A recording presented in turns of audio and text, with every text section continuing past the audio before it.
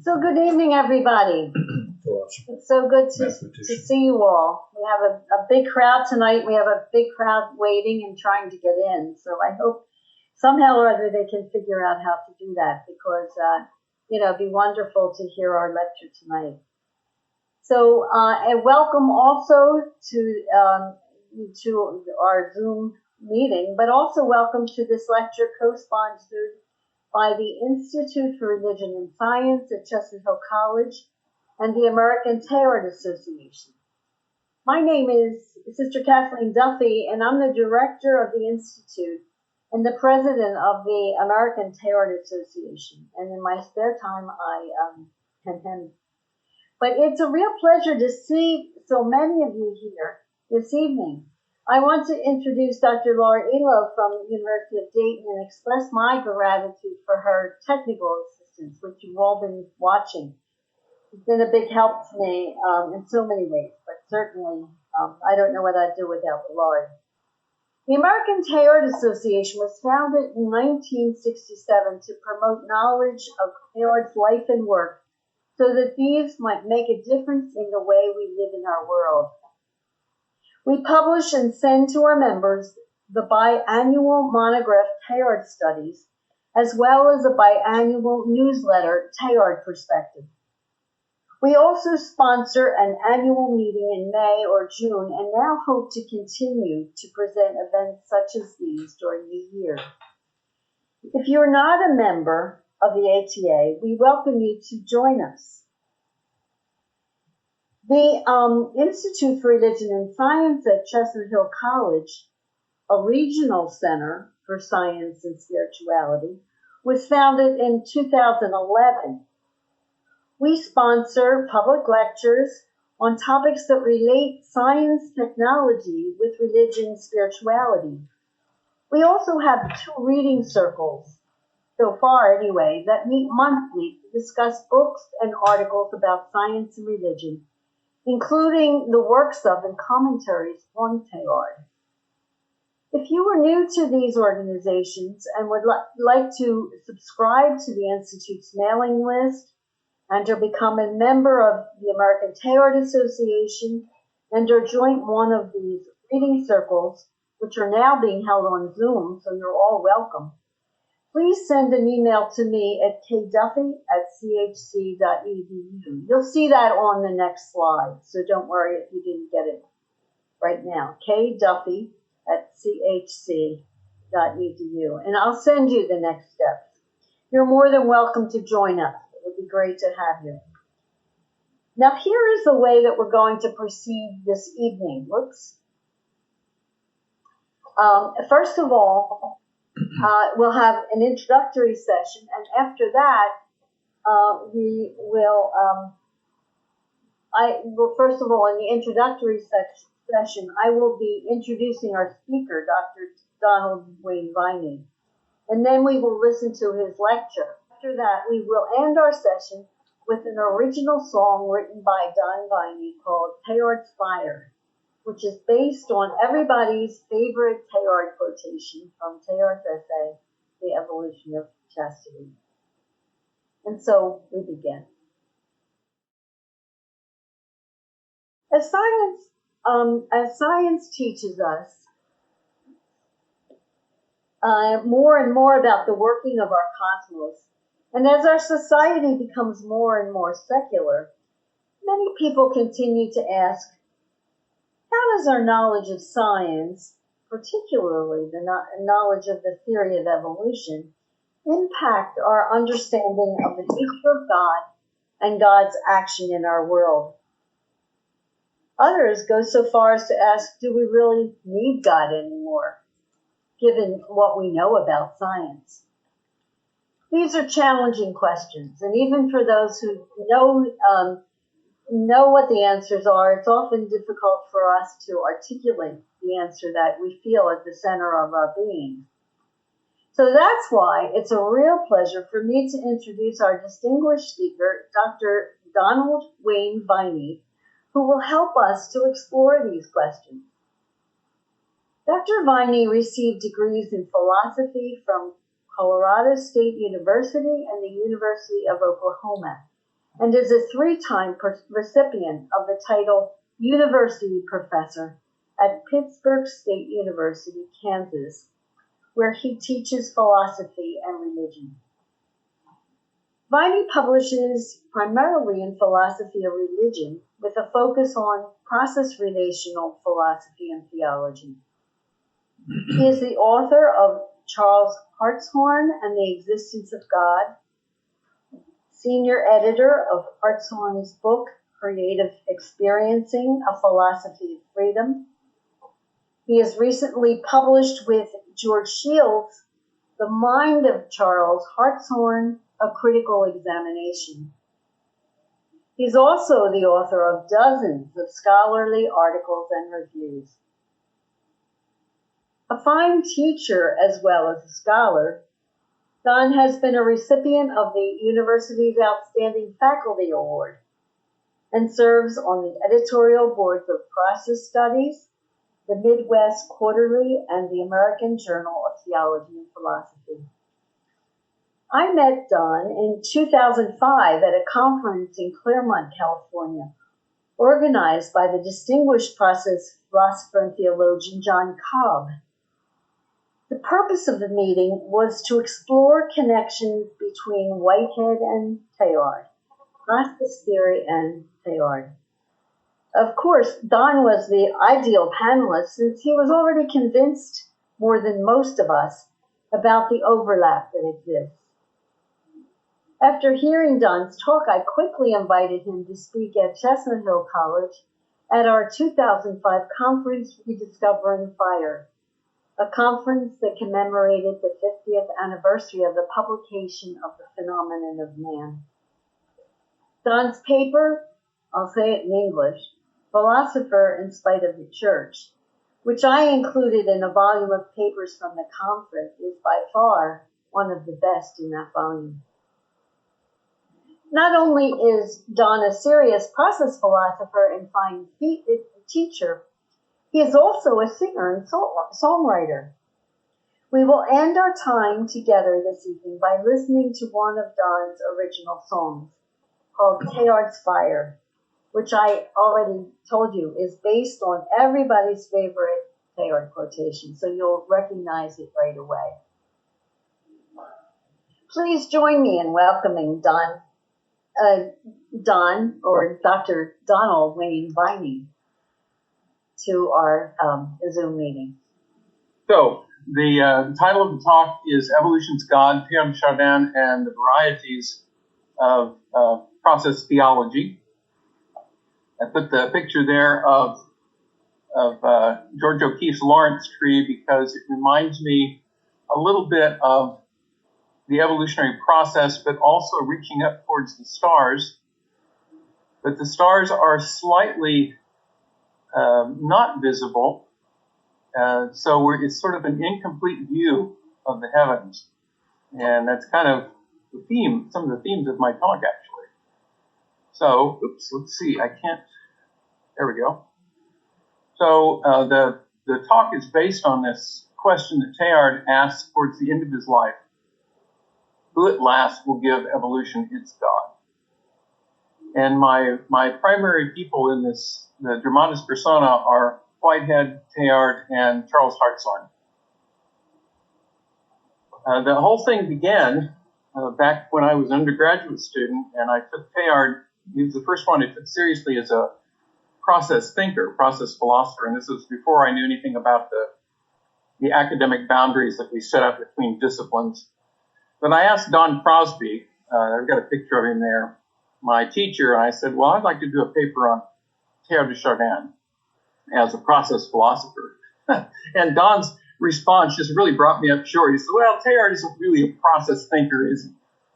And I later discovered that Schubert Ogden would say much the same thing in 1984. Teilhard's a philosopher of process only in some broad or improper sense of that word.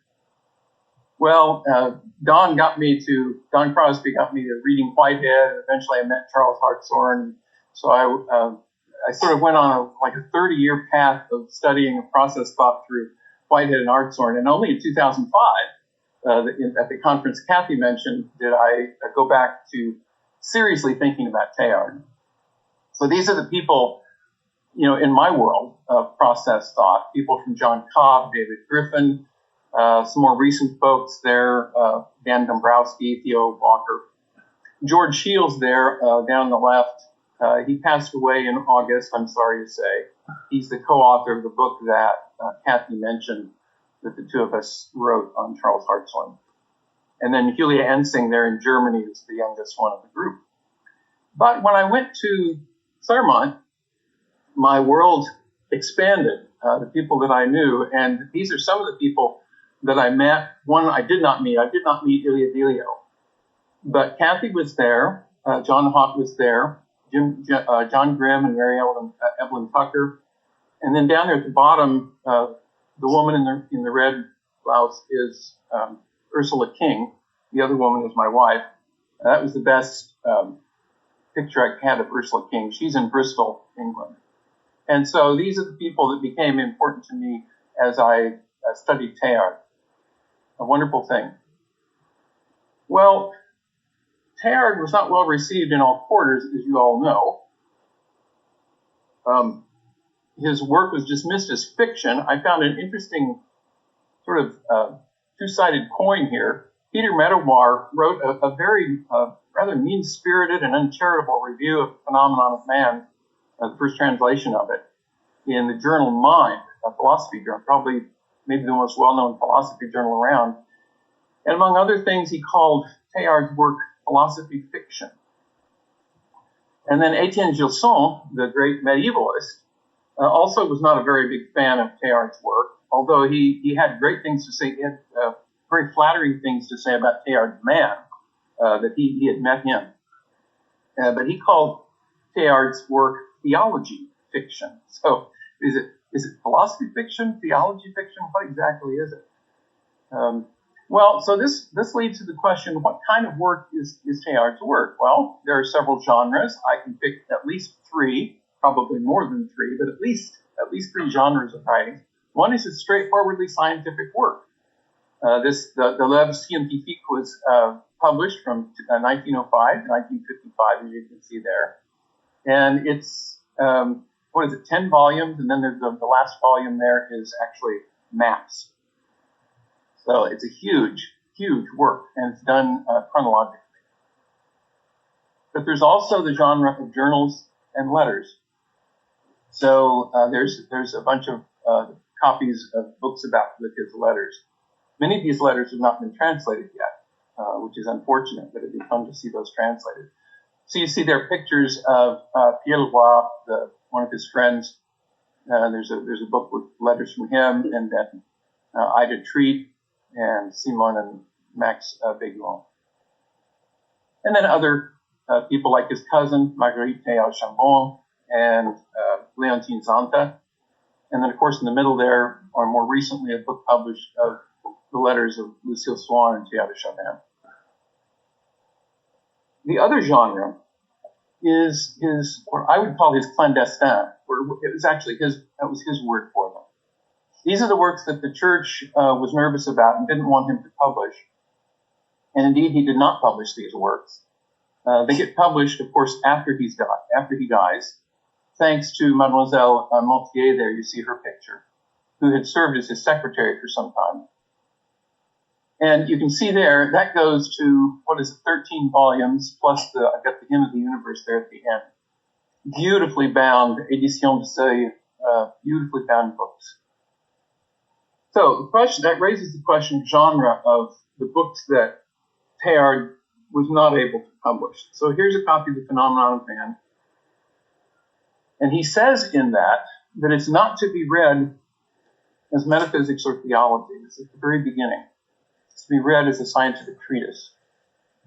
But he also says that it might have an appearance of being metaphysical or philosophical because it tries to encompass the entire phenomenon of the entire human phenomenon, and not just what we might call the behavioristic aspects of that phenomenon.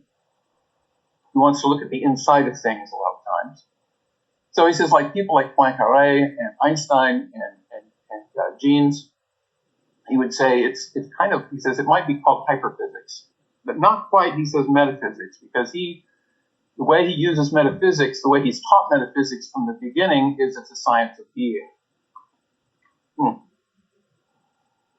But he wrote to Henri Lubac in 1934, and here's a statement from a letter that he wrote.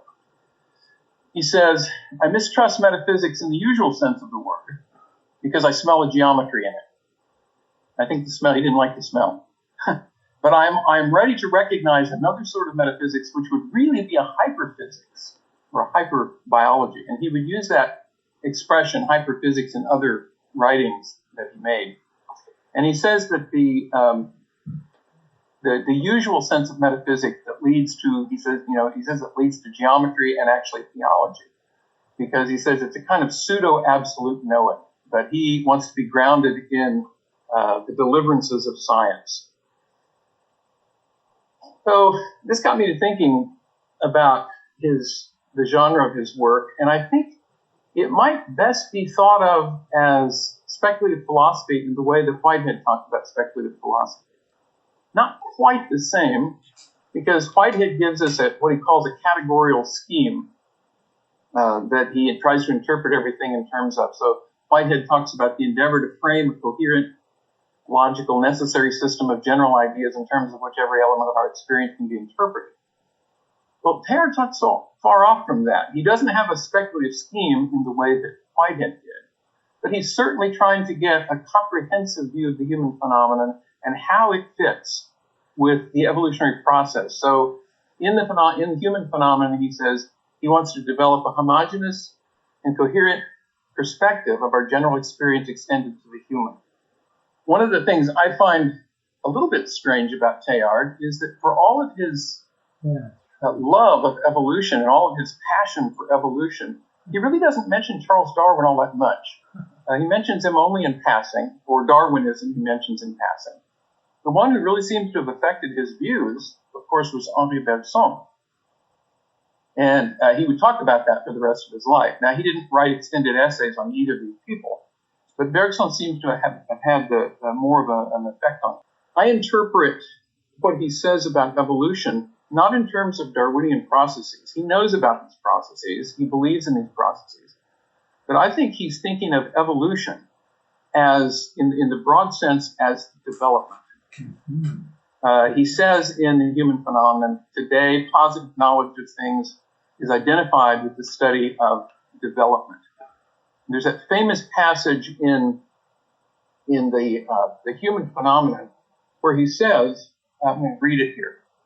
He says, truly blind are those who do not see the amplitude of the movement whose orbit, infinitely surpassing the natural sciences, has successively won and invaded the surrounding domains of chemistry, physics, sociology, and even mathematics and the history of religions. One after another, all the fields of human knowledge have been shaken and carried away by the same current, but the same basic current leads to the study of some development. Evolution, a theory, a system, a hypothesis? Not at all, but much more than that, a general condition to which all theories, all hypotheses, all systems must henceforth bow and satisfy if they are to be thinkable and true. A light illuminating all facts, a curve all lines must follow. He says practically the same thing in almost identical words in other places. In books like Science and Christ and The Vision of the Past, The Appearance of Man, you can find the same exact statement. And for those of you, I'll share my paper with you. And so for those of you who want references, you can certainly have them. So it's really development he's talking about, I think. It's not so much Darwinian processes that interest him. It's the concept of development.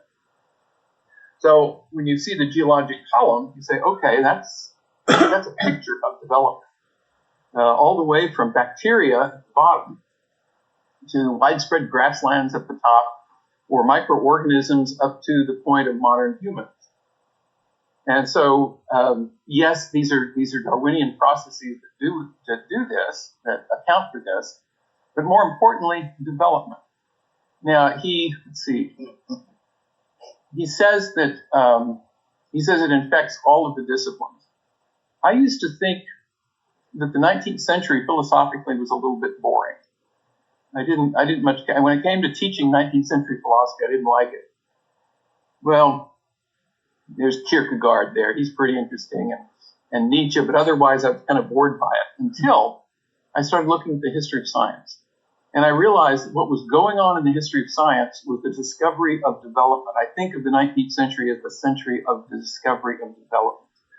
Because you think about sociology, you think about paleontology, geology, biology, comparative linguistics, psychology at the end of the century. It's really beginning to talk about the concept of development. Some of it in a Darwinian vein, but not all of it. But I think this is what fascinates Teilhard. And of course, this contrasts with the concept that things don't really develop over time. So we've got this concept of the great chain of being, where things are rather static, where God is at the top, angels, human beings, animals, plant life, inanimate matter. We're somewhere stuck between the material and the immaterial world. But there's no transformation of animals into human beings, for example, or plants into animals. It's not the way the medievals had thought, or even the ancients usually. So this leads to a contrast between what I think of the chain of being, the flow of becoming. So the chain of being that I just showed is kind of static spatial categories, fixed categories, in opposition to dynamic and open-ended temporal processes. The great chain of being is indeed a scale of value. God at the top, inanimate matter at the bottom. In the geologic column I showed, there's no explicit value judgments that are made, so you don't say that later is better. And finally, in the great chain of being, you have wed specifically religious ideas with scientific and philosophical concepts. But in the modern world, we've sort of Humpty Dumpty's fallen off the wall, and so we're trying to put it back together again somehow. The religious ideas aren't strictly relevant to that column. So this is where Teilhard, I think, becomes highly relevant. So when he did talk about metaphysics, when he talked about hyperphysics, he spoke of a metaphysic of union. You find this in his early work, and you find it again in his later work. And I've given you very brief quotes here to give you a sense of it. He says in 1917, one of the war essays, each new union, he says, realized increases the absolute quantity of being in the universe. Whitehead has this wonderful statement, the many become one and are increased by one. That's not a process in reality. And then finally, Hartshorne says much the same thing. Creative, he says, means additions to the definiteness of reality. I don't find any difference whatsoever amongst those statements in terms of what they actually intend. Teilhard also, I mentioned before, he wanted to look at the inside of things. And so there's this statement here, coextensive with their without, there is a within of things, a structured, psychically convergent curvature of the world of things. So that the more complex the system, the more capacity for experience and feeling that it has. I found this quote out of Whitehead's Adventures of Ideas where he said, Leibniz explained what it must be like to be an atom.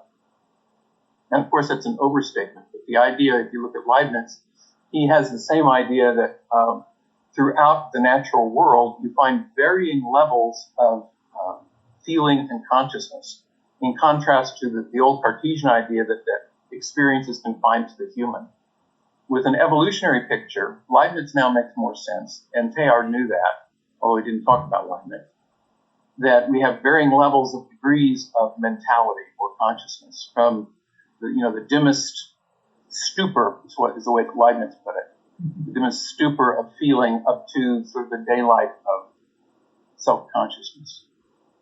You find this in Charles Hartshorne as well. His first book was, there you see it, The Philosophy and Psychology of Sensation. It straddles the fields of philosophy and psychology. And then the book that he published in 1973 on an interpretation of World Survey of Birdsong. He's a practicing scientist. And the book on birdsong has been very well received by ornithologists. The sense of the book is that birds actually have a primitive aesthetic sense. Well, in Hartshorne's work, he defends this idea of what he calls an aesthetic continuum that is throughout the evolutionary ladder. But like I say, from inarticulate feelings to the simplest creatures, the full self-awareness of human beings. He says, in an early work, he says that physical complexity is a sign of psychical complexity. And I thought, well, that sounds just like Teilhard. So here's a little rundown of process relational philosophy as you find it in Whitehead and Hartshorne both. That's Whitehead there. Nature is composed of these dynamic processes. Nature is a theater of interactions among these processes, hence process relational philosophy. There's the dual nature of the stuff of the universe. The elements of the universe are not only objects, they're subjects. They not only have behavioral qualities, they have an inner quality, the within of things that Teilhard talks about. Enduring objects themselves are processes, and reality is open-ended, incomplete. It's in the making. And that last statement is very much the metaphysic of union. So, question is, given this picture of the world that we've got from a developmental evolutionary perspective, what would God look like in such a world? So I've given you, let's see, we need a theism of cosmic dimensions that's friendly to science, but somehow adequate to the dynamic processes of the universe, but also religiously available. So those of us who believe in God, if you can't have a God of love or compassion, what's the point? Then you're back to what Pascal called the God of the philosophers, who doesn't seem to have any real relevance to our religious life. Hartshorne himself said this, from the beginning of his career to the end of his career. He talked about his ultimate intuitive clue in philosophy. This is from the end of his career. He said, "My ultimate intuitive clue in philosophy is that God is love. That the idea of God is definable as that of the being worthy to be loved with all one's heart, mind, soul, and entire being."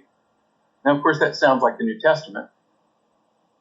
But Hartshorne would not have considered himself a Christian, but he was certainly raised by Christian parents. But he never actually tried to defend Christianity.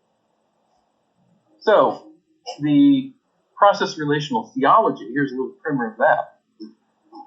I'm taking language here a little bit mostly from Hartshorne, but a little bit from Whitehead as well. So God surpasses us as a creator. God surpasses all as a creator, but unique in scope and excellence. All real beings are creative in some degree, and so there's no such thing as a creation ex nihilo. Now that's also Teilhard's view. He says, this was a statement by Hartshorne later in life. He said, God is the most and best moved mover. He took inspiration from Rabbi Abraham Heschel, who said that God is the most moved mover. And Hartshorne said, just add two little words to that and you've got the perfect formula. God is the most and best moved mover. God is affected by and affects other creatures. And this is what Hartshorne would call the divine relativity. He writes a book called The Divine Relativity. God has a future. There's no such thing as merely timeless knowledge, except perhaps for mathematics. God experiences tragedy, as we shall see, and God is the inexhaustible ground of hope. I don't find this principle of ontological correlativity explicitly stated in any of the three writers I'm talking about. But I would define the principle this way. Concepts of God and the world are correlative. They have implications for each other. The closest I found of this principle is from Hartshorne, where he says that an analogical thought about God that starts from a false idea of the ordinary case is bound to result in a false idea of God and vice versa. So he states it a little differently. You might call that a corollary of the ontological correlativity principle. And I believe that this principle is implicit in what Teilhard talks about. I think it's implicit in Hartshorne and also in Whitehead. Now, to show you a little bit how this principle might work, here's a picture of the classical model of God's relation to the world. You go back to,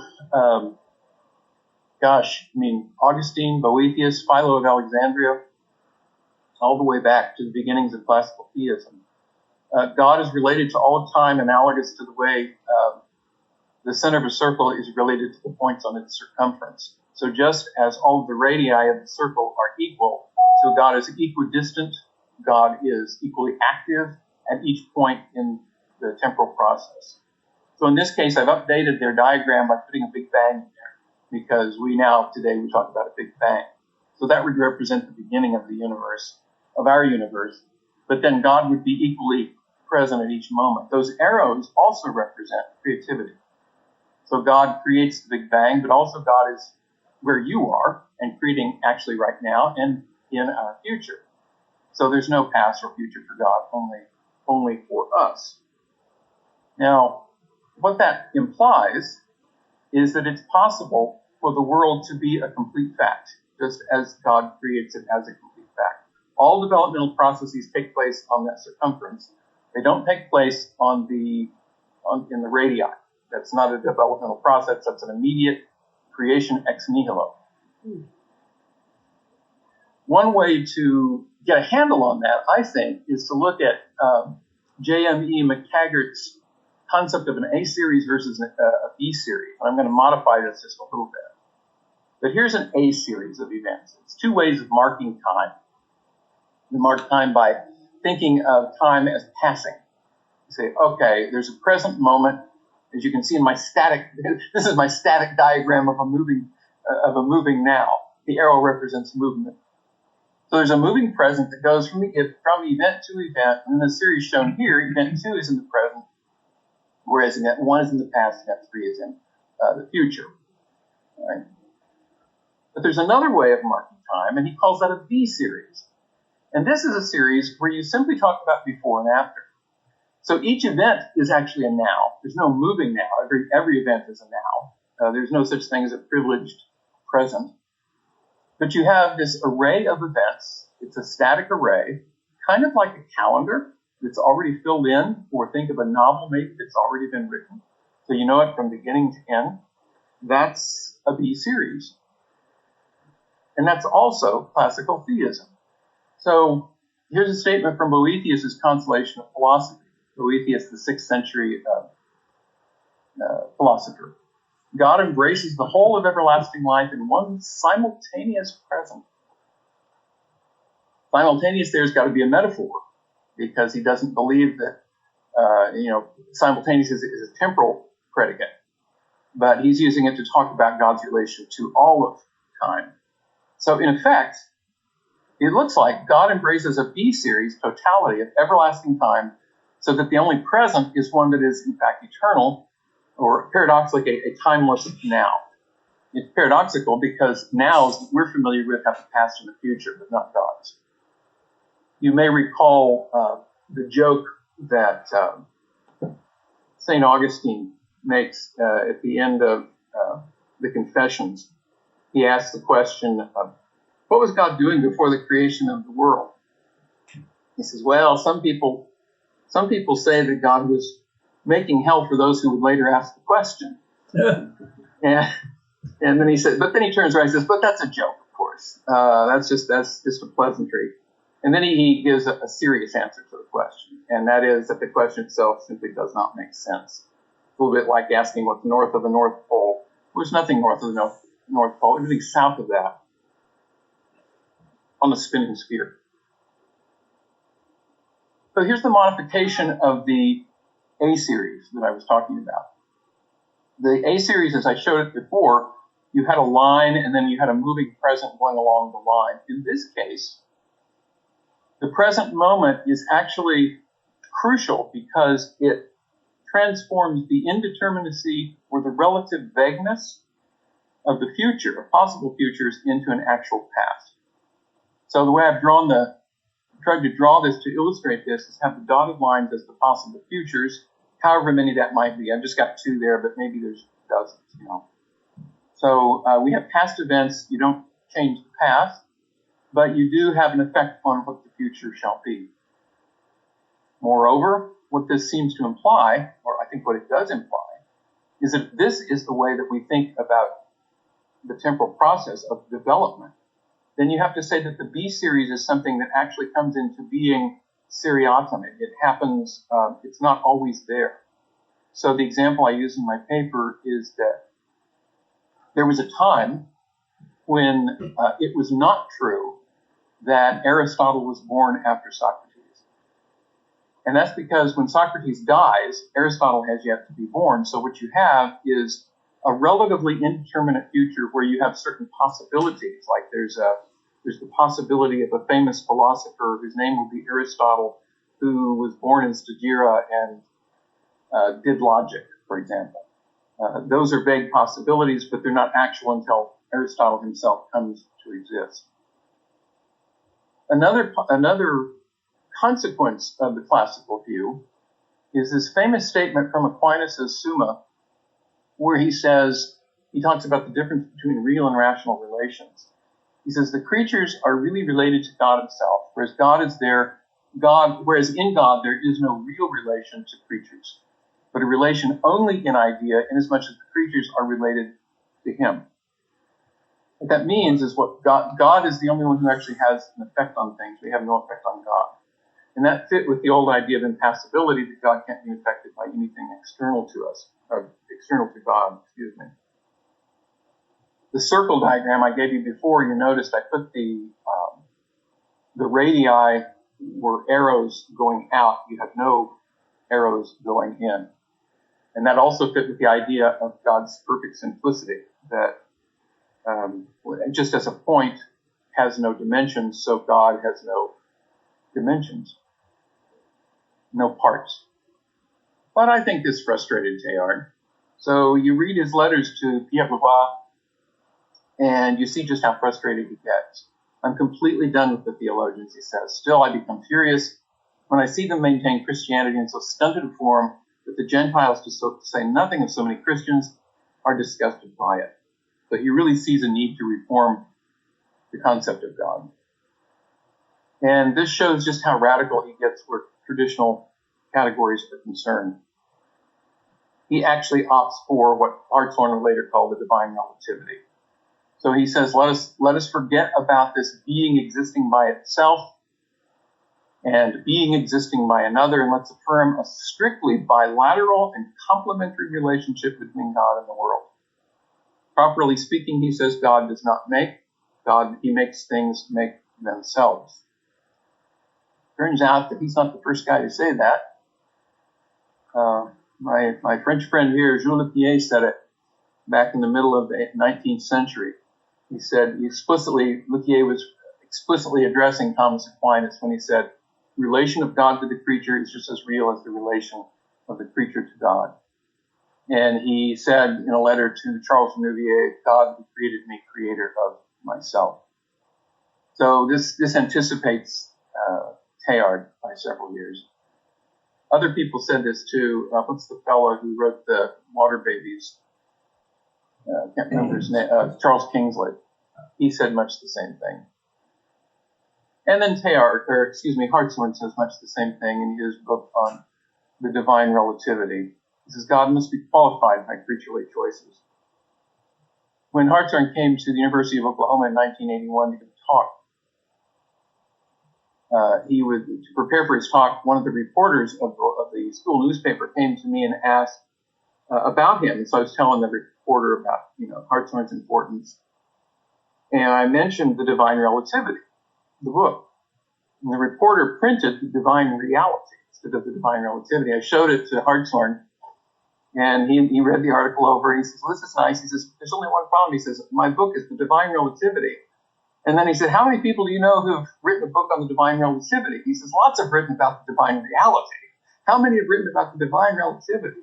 Well, it turns out actually not very many. Or those who did weren't very friendly to it, except for people like Lepier and Teilhard. Going back to classical theism, this is Hartshorne's way of thinking about this. He says that the classical tradition put God on one side and the world of the creatures on the other side of these ultimate metaphysical contrasts. So you have creator, created, one, many, active, passive, and so forth. So God is all those things on the left, and the creatures are all those things on the right. What Hartshorne is going to do, and what I think Teilhard does, and definitely Whitehead, is to mess this thing up quite a bit and to say, well, Now look, there's really, in some sense, God is both creator and created. If there's a two-way, what did Teilhard say, strictly bilateral relationship between God and the world, then God is perhaps the eminent creator, but not the only creator. We also create. God is one, but in some sense God is many. Or what's the one down here? Simple and complex. Teilhard actually says that we need to talk about the complexity of God in contrast to the medieval concept of the simplicity of God. Now the question is, how are you going to do this? How are you going to combine these two things in God and say, okay, God is both creator and created? Doesn't that, Thomas Aquinas and others would say, doesn't that reduce God to a creature? The elegance of the traditional view is that you have this really beautiful distinction between God and the creatures, and the only thing that really complicates it is the incarnation.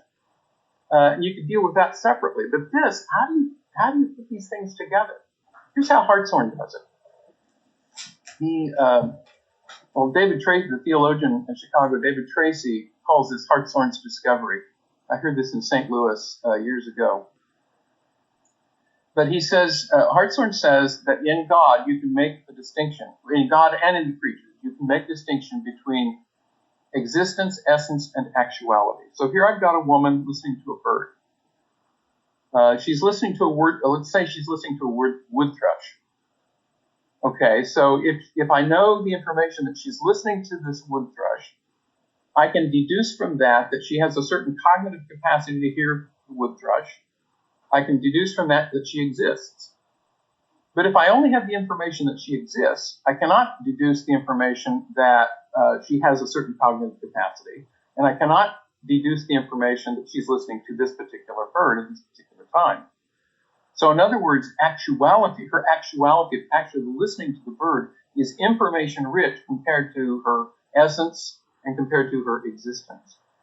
Now, Hartshorne says that you can make exactly the same distinction where God is concerned. So that God has a certain actuality, an actual state. For example, in this case, God would be knowing the woman was listening to the wood thrush. God's cognitive capacity would be the essence of being all-knowing. That is, if she is listening to the bird, then God must know it. And finally, that God exists. Now, in the case of God, the difference between God and the creature in this case, the way that Hartshorne preserves the difference, is to say that God's essence and God's existence are necessary, whereas in the case of the woman, her essence and existence are not. That is to say, we live a very fugitive existence. We come to be and then we die. So we're unlike God in that respect. Our existence is contingent, possible to not be. But it's not possible for God not to be in this picture. But what remains of the distinction is that just like the woman listening to the bird, so God knowing the woman listening to the bird is concrete in relation to the abstract qualities of, say, existing or having certain cognitive capacities. This allows Hartshorne and Whitehead to say that there can be this two-way relationship between God and the world.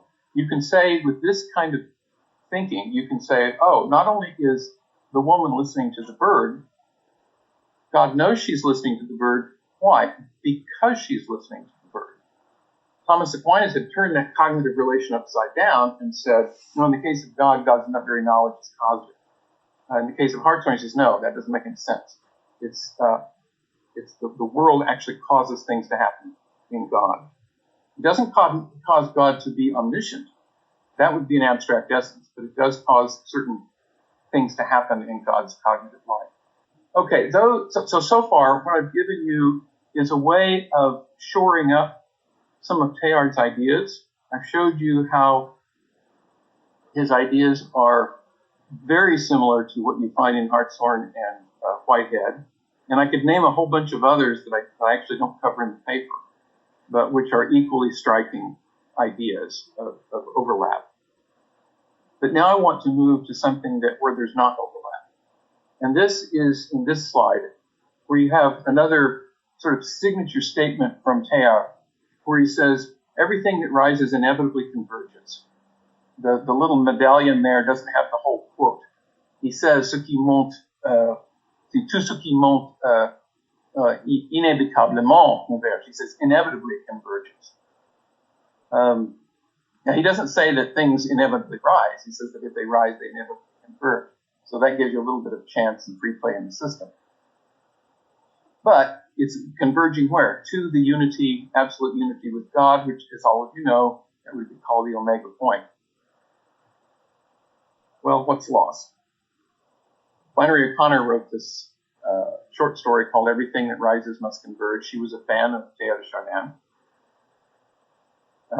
But she points out, that this grand vision of everything rising that must converge, there's the dross, there's what's left behind, there's the injustice, the suffering, the sin, human orneriness.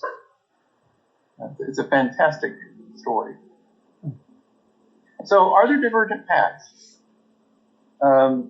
Whitehead said to his student, A.H. Johnson, there is tragedy even God does not escape. And Hartshorne says the same thing. He's very insistent. There's chance and there's tragedy even for God. This is part of what creaturely freedom means. Teilhard, I've never found anything in Teilhard that talks about tragedy in God. He does, he was in the trenches in World War I, so he knew tragedy firsthand, even more so than Hartshorne would have known. Maybe not Whitehead. Whitehead lost a son during the war. But Teilhard saw firsthand the terribleness of war. But he found it. And yet he seems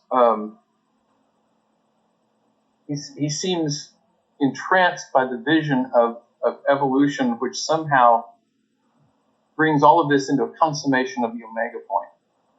And you sometimes wonder if he's lost sight of the tragedy and the suffering, the evil in the world. That's something that certainly Hartshorne and Whitehead emphasize in their own writings. So there is this a slight divergence. I don't know that the concept of the convergence of the evolutionary process is incompatible with what Whitehead or Hartshorne says, but it's certainly not something they emphasize. Whitehead himself seems to think that there is no far-off divine event towards which all creation moves, right, in the way that Teilhard does. And Hartshorne doesn't seem to think that either. The most that they talk about the distant future would be cosmic epochs. So you might have a series of, a big bang and a big crunch, a big bang and a big crunch, for example. But nothing like what Teilhard is talking about. But there is, nevertheless, in talking about the future, the more immediate future, there would be the problem of human orneriness and overcoming that, and overcoming our narrow identities. So Teilhard writes to his cousin and says, I would like to express the psychology of one who sees himself no more as French or as Chinese, but as terrestrian or terrestrial. And Hartshorne takes it maybe one step further. He says the power of living consciously as a citizen of the cosmos is the basic human prerogative. And more fully it's realized, the more clearly it reveals itself as the vision of God. Mm-hmm. Here's a famous statement by Teilhard. It was published pretty early after he died. Wow. The age of nations past, the question before us now, if we would not perish, was to shake off old prejudices and to build the earth. I love that. Wow. And then another statement from Teilhard. There's a communion, this is from an early piece, the Cosmic Life. There's a communion with God, a communion with the earth, a communion with God through the earth. Beautiful statement. And then we'll be listening to the Teilhard Spire later. Well, there's so much more to say. Like I said, I will be happy to share my paper with everybody, whoever wants to look at it. It's been pared down from a rather lengthy thing down to about 26 pages, so it's readable. And that's pretty much what I've got to say. Now, how do I stop sharing? Okay, is that okay? That's great. Yeah, thank you. All right. And now, and I want to thank you for this engaging lecture. I'm sure we have more than enough to talk about as we gather in our breakout rooms for a short discussion. Exit.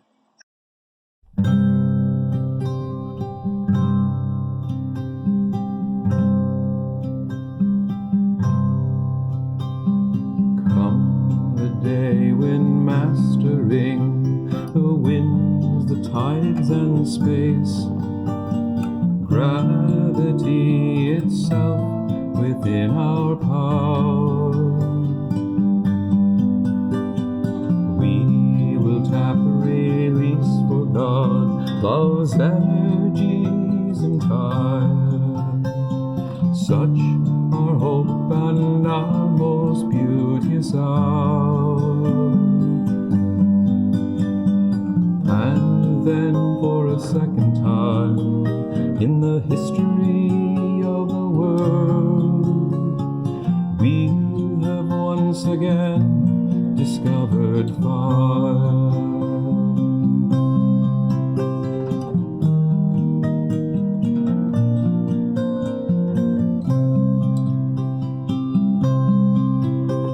The sun is scattered in the rain, just so is love divine.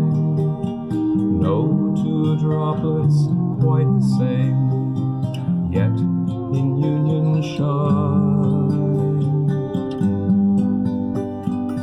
Quelques jours après l'espace, les vents et les marées, et même la gravitation,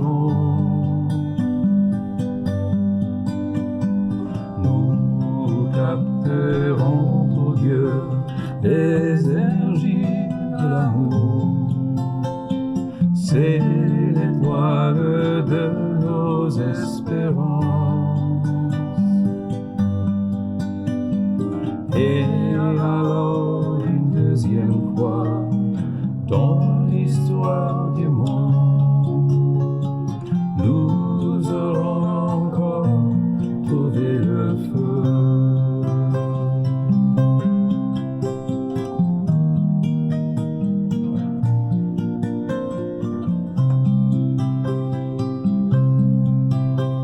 L'amour devint notre agonie, en nous et pas lequel l'union différencie une règle universelle.